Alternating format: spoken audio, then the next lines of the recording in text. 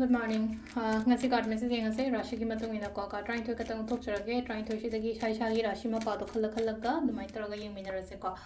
ado se le ko ahan ba se da le re ani shuba se da le re ahum mari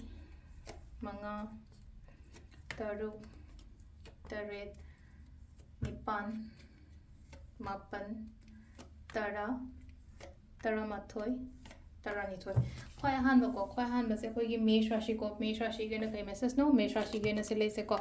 problems lady ba mayam do ko loina solutions loi la kani ko matha cha kono stress ko yam lo gono ko am sing ha kan do ko potha o yam na brishara shi gina phaba khudong cha ba gum la I pesang sha gi especially pesang sha gum la po na ko aduga mithun rashi gina haidi emung manung phajana leibo khopa ma ma mai to le re ko aduga next ta kaino karkat ki ha ki gono thaba ma to ma tam da ko singa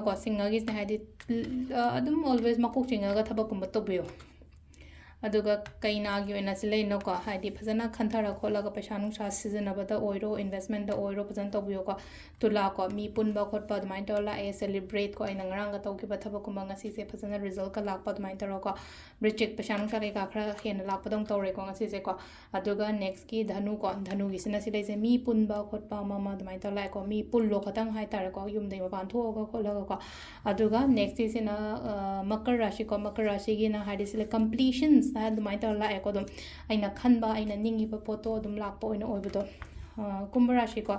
ketang environment gumba kai gumba toxic oiba haida aigi akoiba oiro natraga aigi kaino harasine ko office mafam da bu oiro yum mafam da bu oiro katang nuai taba ko taba da last case na haidi discipline ya maintain taroga chalo ko min rashi gana silai ko discipline maintain to amuka hena pagani ko adu sisna ko gi kaino gi oina ko rashi gi oina tarot card reading le ko ma'am thank you